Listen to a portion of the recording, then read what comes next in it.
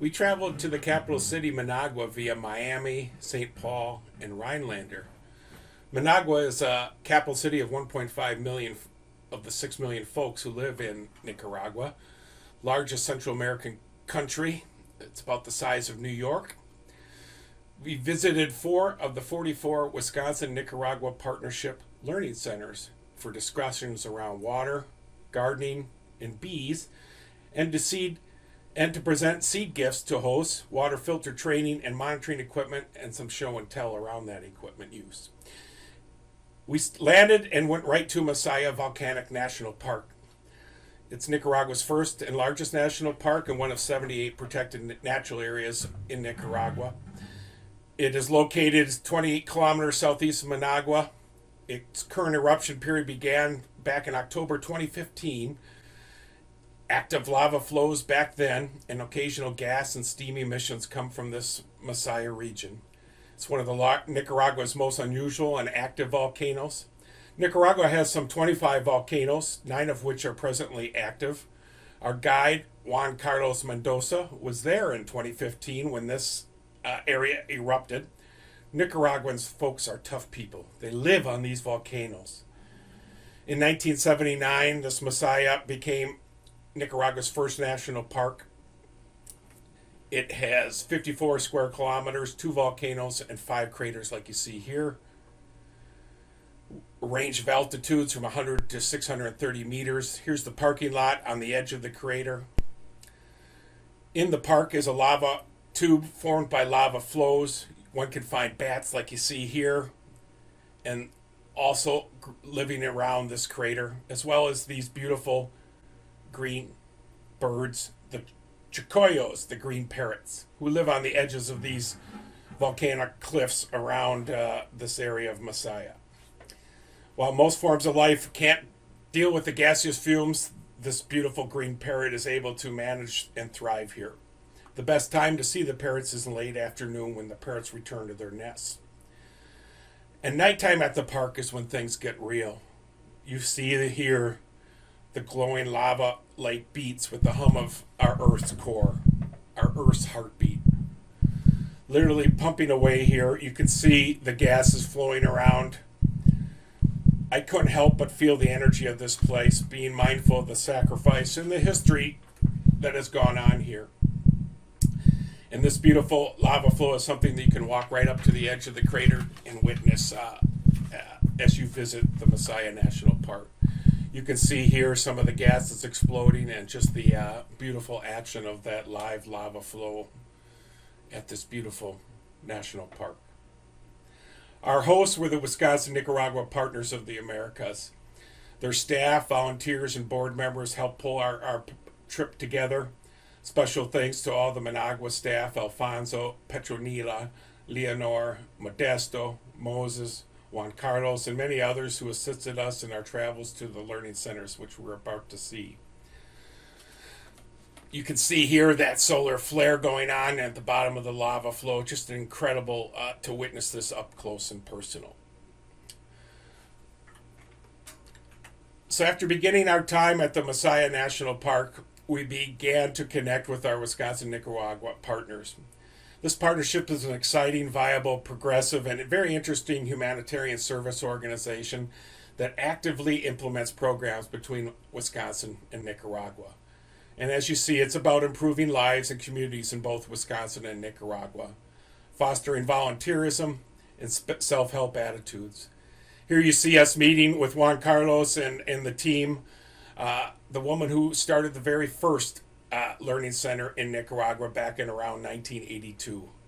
Mama Geralita, I believe, a 93-year-old gal who is sharing with us some of the early startup of these learning centers. And so these 44 active learning centers in Nicaragua serve as centers of education, resources, and programming, helping with entrepreneurial exercises, life skills around small group building, branding and small business entrepreneurship, baking and cooking, beekeeping, burn victim clothing, eyeglass support, sport teams, healthy living, gardening and food sovereignty work, access to clean drinking water, transportation like bicycles and firefighting equipment.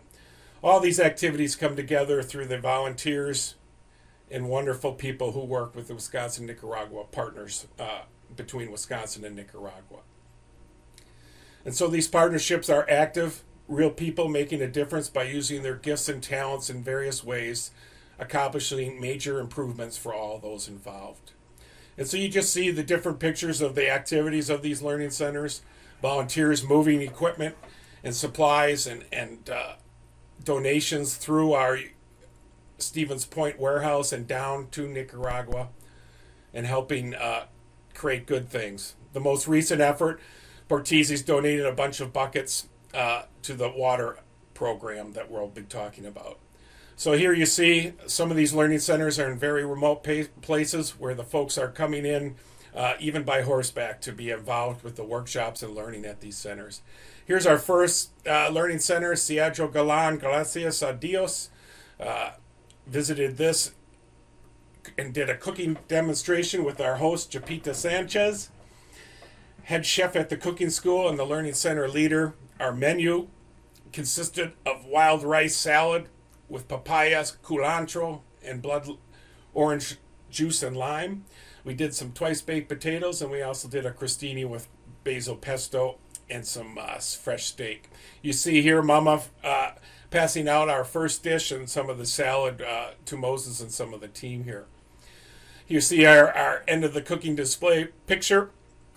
We had a discussion while visiting this learning center around water, gardening and pollinators, and a bees discussion. And then now you see one of the staff of the Wisconsin-Nicaragua Partnership is taking the volunteers through the water filter distribution and water quality monitoring equipment process. And so here he is showing them how the water filter system that they're about to be given to help them with clean water for their homes. He is showing them how to put together the filter system, which is a charcoal filter that connects to some rubber tubing that then connects to the 5-gallon bucket, as you see him putzing with here. One of the gifts that we received along the way here was a beautiful presentation of a gift of a bag that one of the folks going through a sewing training workshop at this learning center while we were visiting presented us with a gift of the bag that she had worked on at that workshop. Just an example of the wonderful hospitality and giving nature of Nicaraguan people. And so here we're taking folks through the water filter systems. We've talked to them about what they love about water. We've learned from them why they care about water and think it's important. In the afternoon, after our learning center visit, we were able to visit a Zeola volcanic park. Juan Carlos told us that this is a park that he and his wife would often visit and bike ride around on the other side and do some fishing and picnicking on. There's some perch and bass in that pristine lake that you see, and some wonderful fishing opportunities. There used to be older growth here. You see the young mahogany and other trees that were recently planted. The mature trees were deforested and are now replanted with species to help regenerate the area. Now we're moving on to Buenos Aires, Mayra Mendoza's Learning Center, hosted by Mayra Mendoza and her family. Mayra is a good friend of my former extension colleague, Arlen Albrecht. Here we are getting set up and talking through, again, our water discussion, taking them through 3 questions around water, what they love about water, what's their favorite place to go for water, and how they use and what their challenges are around water. Here you see the water line at the complex where Mayra works, and that's coming off the well. So over the course of our visit with the Learning Center, we're talking through, again, those discussion points around water. We're learning from them how they care about water, what their favorite things about water are, what their local concerns are about water. One of the challenges going on currently with the well at Mayra's and another location at a Learning Center is there's a film of some kind of substance that is formulating on the drinking water containers you see there on the shelf that they use to store the drinking water each day that comes out of the well. And we have to investigate whether that has something to do with the spraying that's been going on near the sugar cane fields nearby, or if it's some calcium in the soil, or exactly what that substance is and whether it's problematic. But again, you see us talking through some of the water monitoring equipment. Here we're down at the river. We're going to together be looking at some of the aquatic insects we see in the stream. One of the tools that we are talking about utilizing is aquatic insect sheets that list out the kinds of critters we're finding in the stream. And through the critters that we see in the stream, that can tell us what the water quality and health of that water is like, given the creatures we see there. Next, we're moving on to the Oasis Jardin de Maria Ojama Learning Center, hosted by Ana Sofia Martinez. Again, we start off with our water discussion and our gardening and pollinators and bees discussion, and then roll into our water filter distribution and water quality discussion around water. So we're talking with folks about Petronilla and others from the Wisconsin-Nicaragua Partnership are assisting with showing them how the system works, how to put together the system, and so on. This is a wonderful soup that we had that was masa-based, and then some fish, just some beautiful food that was presented to us and shared with us as part of the Ojama Learning Center visit. We also got some new volunteers for a bee project as part of that visit. Next up, after visiting Ojama, we were able to go to the Pacific Ocean coast and visit have some beach time there. So you're witnessing our visit to the Pacific Ocean here, where we get to see some fishermen and boat activity, just folks leisurely enjoying the beach. And, many times of the year, this normally would be full of tourism folks as well, but with COVID and the challenges that come with it, less tourism activity. Although as we visited there last spring, we were told that it's starting to pick up and more tourists are coming back. Quita and Claudia enjoying the sun and the Pacific Ocean visit. Here's an example of one of the fishing vessels, just long, thin boats that they carry their fishing nets in. So they pound out through those ocean waves with these long vessels and are able to navigate that water to where they can throw down their nets and do some fishing. And so these boats go out in the morning, set their nets, and then can bring wonderful bounty like you see here, 3 different kinds of fish. And during the afternoon, they can play a little soccer on the beach while their nets are filling up and go and pick them up later in the day. Petronilla and Quita enjoying themselves. Next, we're going to move on to Montebello Reserve and a visit to Granada. Montebello is a great birding spot in the middle of a dry tropical forest. This reserve was set up. It has fairly easy roads and trails that meander around shade-grown coffee fields that you see here. The idea is by offering the shade of the coffee trees, insect-eating birds like warblers, flycatchers, and trogons offer free pest control of the coffee and at the same time produce shade-grown coffee and protect the surrounding forest. This 400-acre preserve has altitudes of between 360 and 720 meters above sea level, so there's a little inundation and hills around this area. And as you move around the reserve, you get to see the rich plant life and animal life. And we're going to do some birding. You'll find birds such as motmots, trogons, hummingbirds, orioles, hawks, and parrots. And here you see Juan Carlos Mendoza on the left, and Juan, our reserve guide and biologist, talking through us, getting us ready to do some birding on the trails here. And so we're going to start walking around, and some of the birds that we're going to see, coincidentally enough, wonderfully share.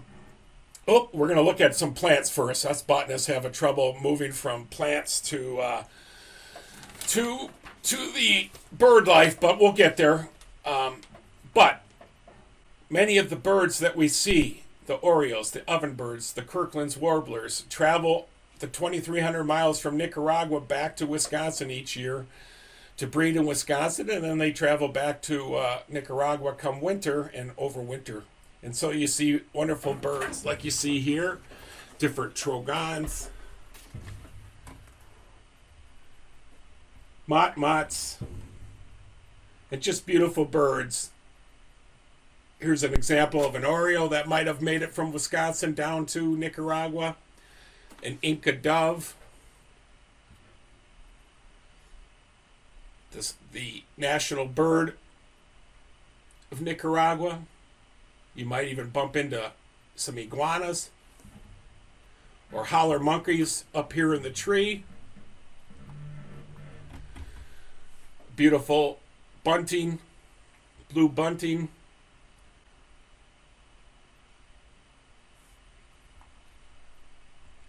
So beautiful birds. We even had a 75 bird day as we went along. Here's a whippoorwill-like bird. Beautiful camouflage. Scarlet tanager.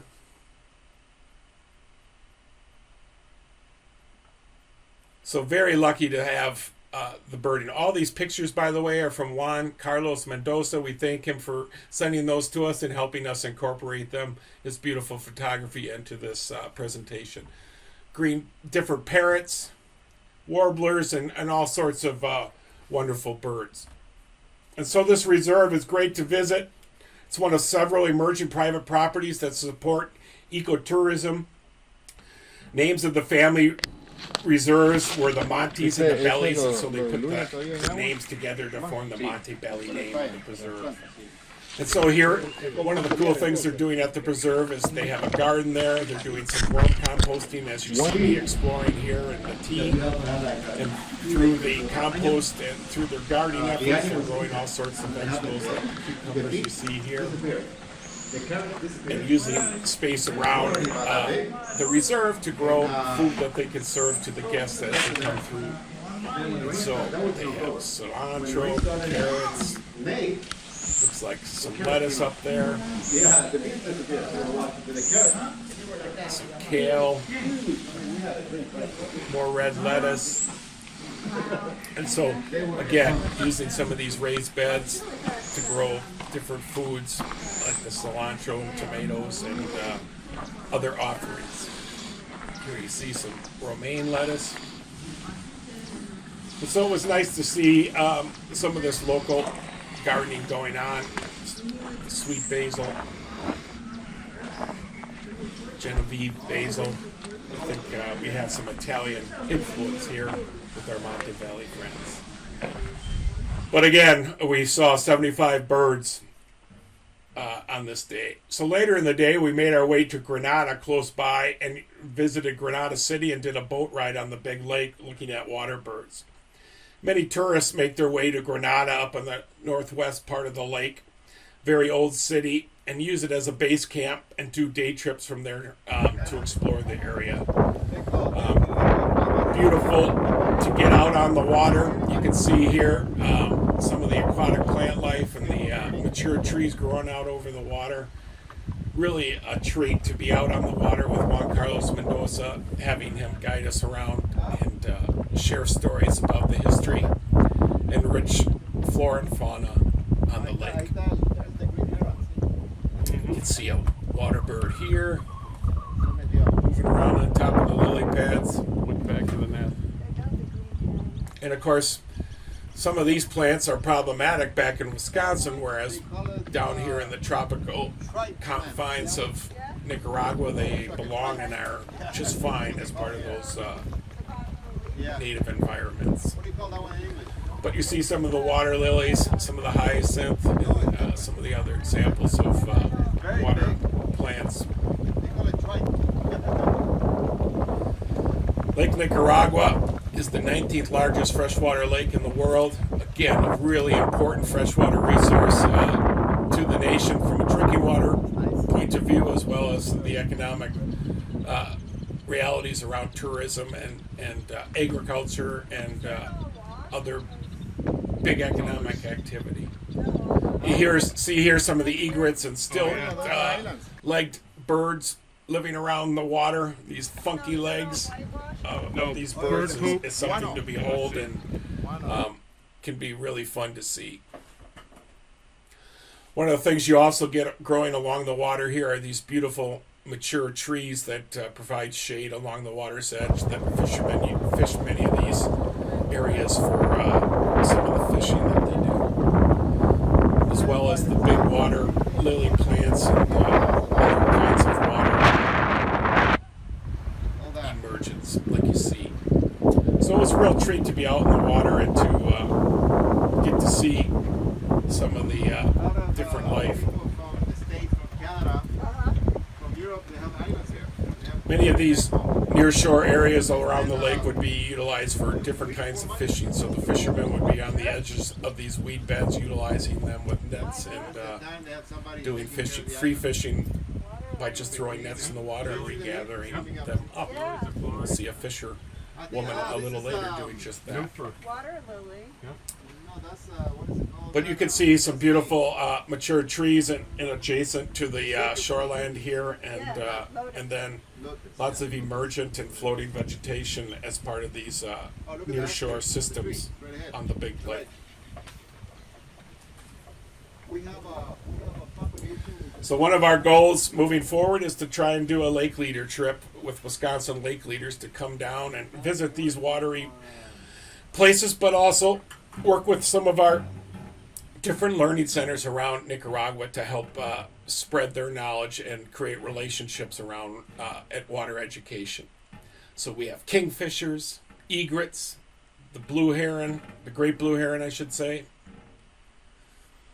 This guy walking around on top of the lilies and big pads, and so we're going to see this guy come walking through here in a little bit. But just wonderful opportunities here to see bird life and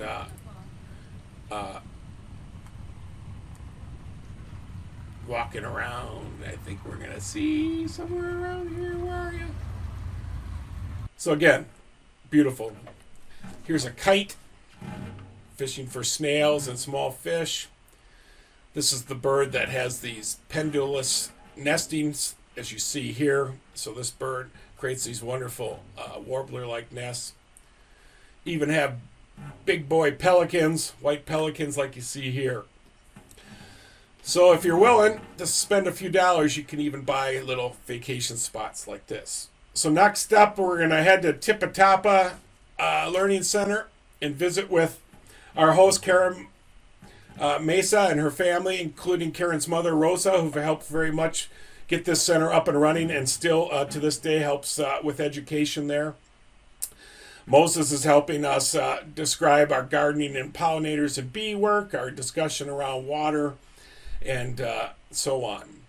And then later in the day, we had an opportunity to visit a learning center where they do clean water solutions for wells and for clean water technology and gadgets. And so Karen set us up with doing a tour of this place, and they are sharing with us the different technologies related to systems for clean water around wells and systems for collection of clean water. They can get all the information that they need about. So we're learning about what the center has to offer and the solutions it has around clean water.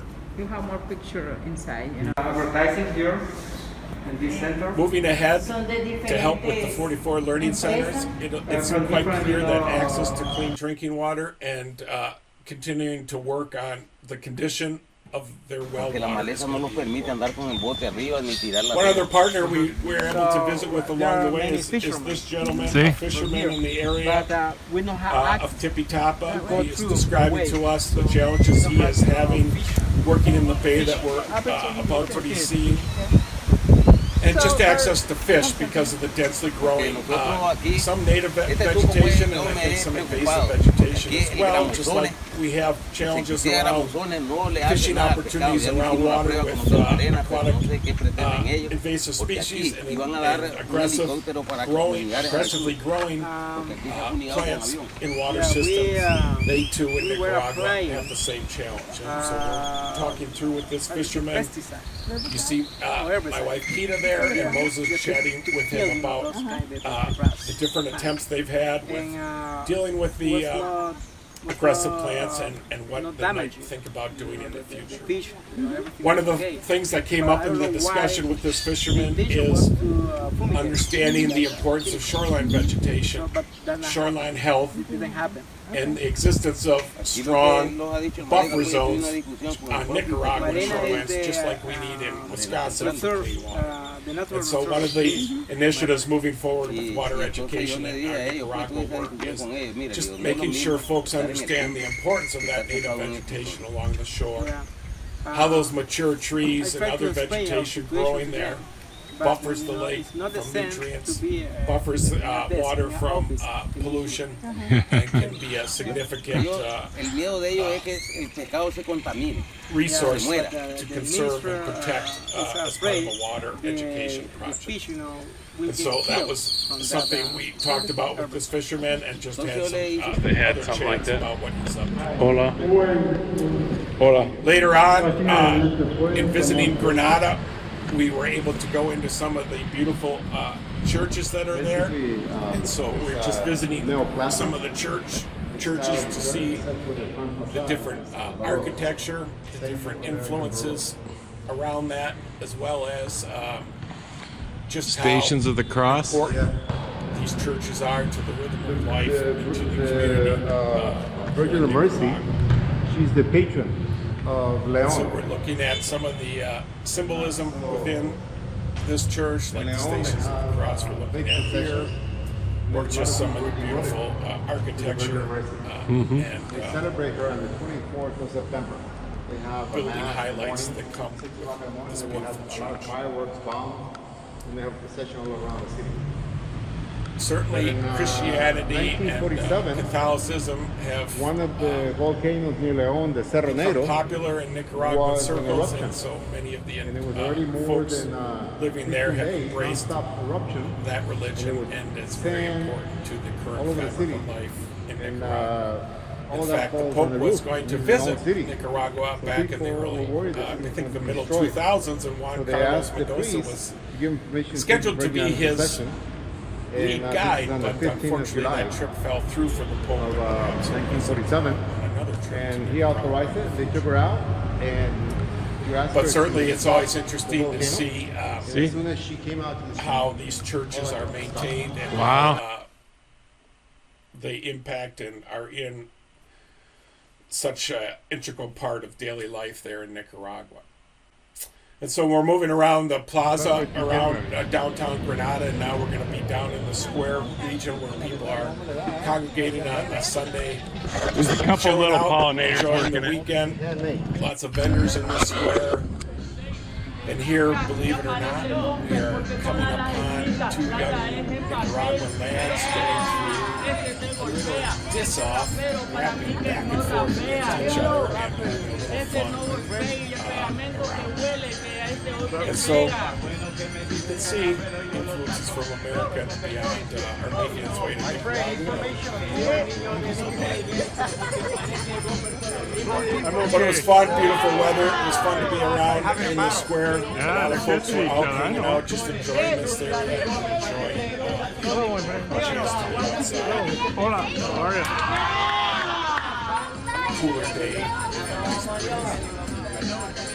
And so it's fun to look around this center and see the different things going on and some of the vendors and things going on culturally. And highly recommend a trip to Grenada to get what it has to offer as a Well, there were different orders. Each order had One thing you'll see when visiting Grenada is the oldest cathedral in Central America. This was built back in the day. I think it's burned once or twice and then was rebuilt around the turn of the century. You'll see as we round the corner here, it took quite a while to build this structure. The cathedral is a very substantial building. I didn't get a chance to go inside, but a beautiful part of what you can visit. Going to Granada, checking out this the largest cathedral in Central America. You can see it's a vast building that goes for quite some distance, almost a whole city block. And so taking in the sights and sounds of Granada is a great thing to do. But then all things come to an end. We were able to start back where we decided, and we left with a lot of gratitude through our trip. Gratitude for water, gratitude for our Wisconsin-Nicaragua partners and the community that thrives around it, and just thankful for my wife, who also loves me when I'm nice, but also loves me when I'm a little cranky, tired, and not so fun to be around. And so we thank the Wisconsin-Nicaragua community, all the folks that made our trip possible. Really a shout out to Juan Carlos Mendoza for his wonderful leadership and guiding, and just a wonderful trip. So get to Nicaragua, folks. You'll love it.